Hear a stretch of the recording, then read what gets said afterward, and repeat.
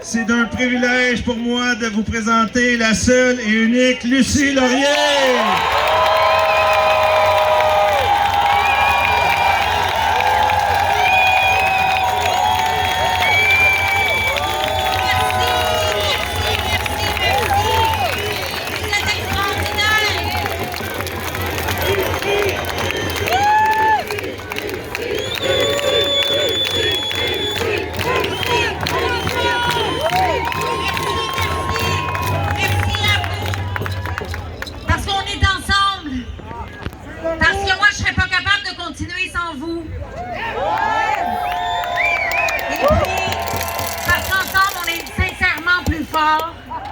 Et que l'on connaît leurs tactiques parce qu'ils expriment du mépris. Et le mépris, ça fait pas partie de nous. Non. On ne va pas se nourrir de ça. Non. Cette semaine, François Legault a dit qu'il était temps de sévir contre les citoyens récalcitrants. Alors que nous, toute notre vie, on pensait que l'État était là pour servir. En réalité, est-ce que vraiment ils nous servent? Non!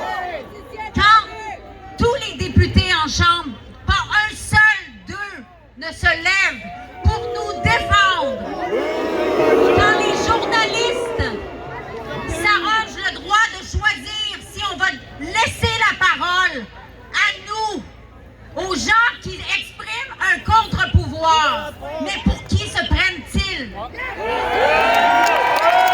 je suis en colère parce que nous avons face à nous la laideur, le mensonge. Nous avons face à nous un État qui nous prend en otage, qui nous sert du mépris, du dédain, et ça suffit. Parce que la vie, c'est un parcours d'intégrité. Ce n'est pas un parcours de popularité. Donc oui, il y en a qui vont pas nous aimer. Et notre parole va déranger. Et ça suffit le confort. Nous dérangeons parce que nous disons la vérité.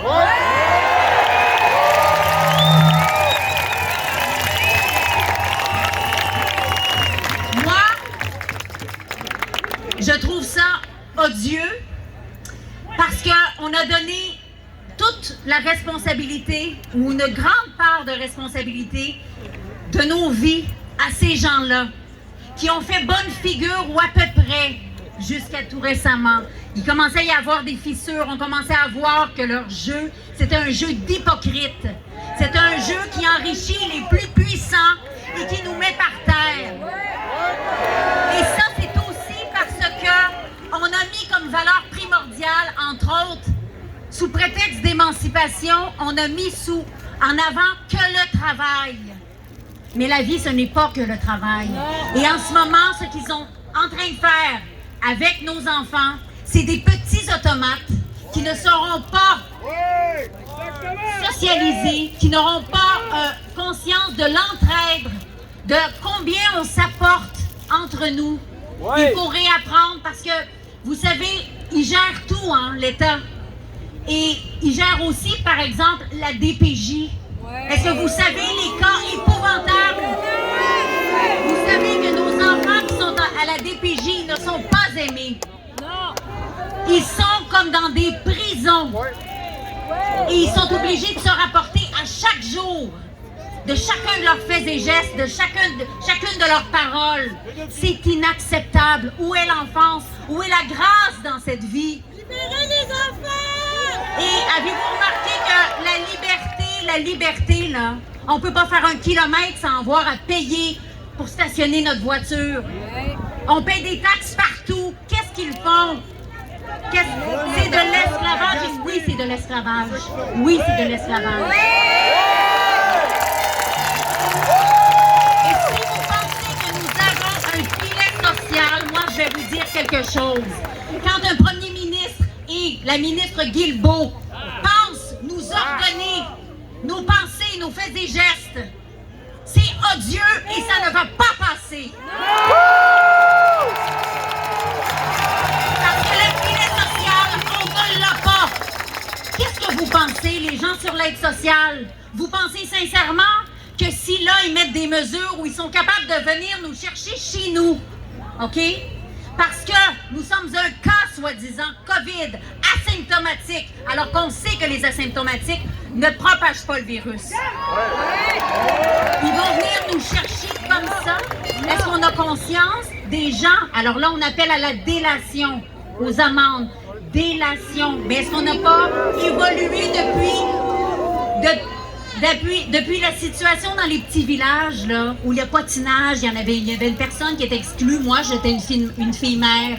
J'aurais pu être exclue, on va dire, il y a 50 ans d'un village, ostracisé. Ben maintenant, il y a des gens qui vont signaler des familles parce qu'ils sont plus que 10 personnes.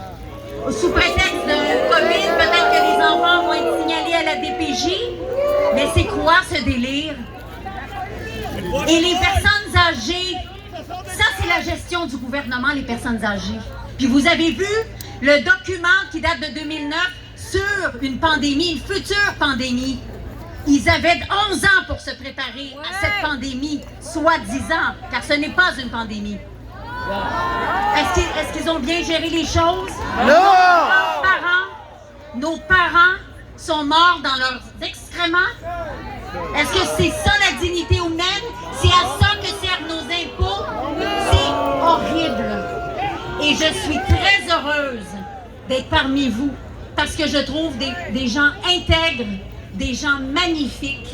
Et je vous le dis, je reviens à l'aide sociale. Pensez-vous pas que pour avoir droit à l'aide sociale, éventuellement, ben il va falloir passer par les mesures obligées d'être testés, obligés éventuellement d'avoir le vaccin? Vous pensez sincèrement qu'ils vont nous donner, parce qu'eux, ils pensent qu'ils nous donnent des cadeaux, car rien n'est gratuit, je répète.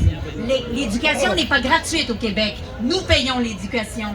La santé n'est pas gratuite au Québec. Nous payons les soins de santé. Et ils se sont bien armés en ayant une pléiade de fonctionnaires.